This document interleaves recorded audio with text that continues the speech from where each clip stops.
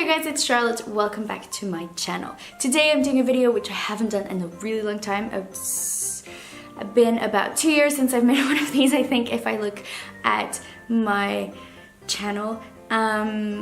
It's a sort of to be read list, but it's just for the last week and a half of December of the year, and it's a reading challenge because I've realized I haven't read as much as I wanted to, and I wanted to take all those holiday themed books and read them now because I know I won't read them in summer. So I decided to read as much as possible in the last couple of days of the year, and I wanted to share my pile with you. And maybe, who knows, maybe you want to take part in that challenge to increase the number of books you've read this year and challenge yourself to get reading and just do it.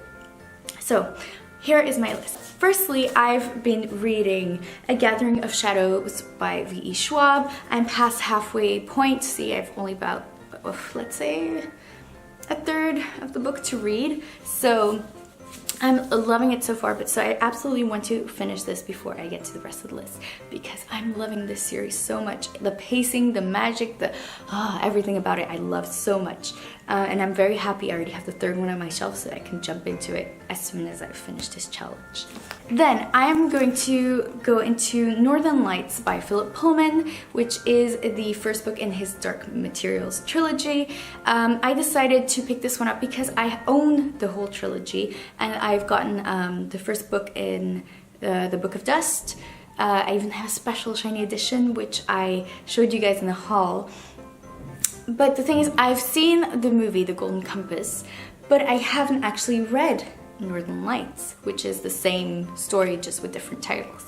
So I haven't read it yet, and I feel like it's a must, and since it's set in winter, I thought maybe now is the perfect time of year to read it, and maybe, who knows, I'll just finish off or start off the next year with the rest of the trilogy. But yeah, so one that I definitely wanted to get into because it's a favorite for many people, and I feel like it's going to be quite different from the movie. Then I have to switch up the genres a little bit. I decided to pick up Murder on the Orient Express by Agatha Christie. So I've actually gone to see the movie because I just wanted to see it, and I absolutely adored the movie. From what I've heard, apparently the end of the movie is a bit different from the end of the book, so I'm curious to see if what's similar, what's different, how the interpretation of the movie differs from the original tale. But this is a nice shiny edition of the book. I really like it. And again, it's set more in the winter, so I felt like it was a nice book to cozy up with as well. Then going into a completely different genre, this is more a children's book, but I thought it looked very cute. And again, this is a special musical edition because they're releasing a musical of this one. It's The Christmas Oris by Tom Fletcher. And this is the musical edition because it has an exclusive soundtrack included. So there's a CD right here with the soundtrack. And in the book it says which tracks to turn on while you're reading it. By the way, isn't the cover so cute? It's a singing dinosaur, Christmas Oris. But yeah, I'm a fan of Carrie Hope Fletcher from It's Way Past My Bedtime, and she actually sings at least one of the songs on the soundtrack, and she participates in the musical, and this is written by her brother, by the way. So yeah, I thought it was very cute because, yeah, and there's some nice illustrations, so it's going to be an easy read, I think. And yeah, I just don't want to stick into YA, and people always say, but why do you read kids' books?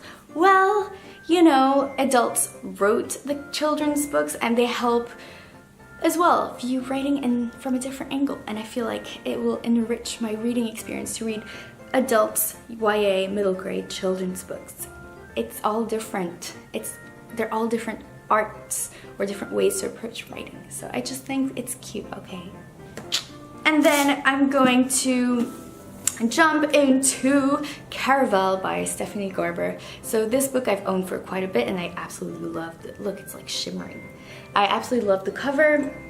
I've heard really good things about it, and I decided to take this one because a few years back when the year the Night Circus was released, I decided to read it on the between the 30th of December and like somewhere the beginning of, I think I finished it on the 1st of January. But so during the festive, magical celebration days, I decided to read The Night Circus, and it made the experience so much more magical. And so I decided to maybe take another circus related book for that time period. I know it's going to be quite different, but still, I'm interested to see how I'll enjoy this and that time period. And then the last one that was on this list that I've since read is Le Carnet de Cerises. This is the last story, and this is again meant more for children, but the art is just beautiful, so is the story on multiple occasions. So it's like kind of like a diary, but also the story. I've really enjoyed this so much, and they've released the first two books into one volume in English. I think it's called Cece's Journal. But yeah, so I really recommend it if you're into graphic novels, because this story is absolutely adorable. The drawings are cute, the stories are beautiful. Yeah, so also recommend it, and I really enjoyed it. If you want, I'll make a review about the series, a non-spoiler review. Alright, so that's 6 books that I wanted to get through before the end of the year. 6 books.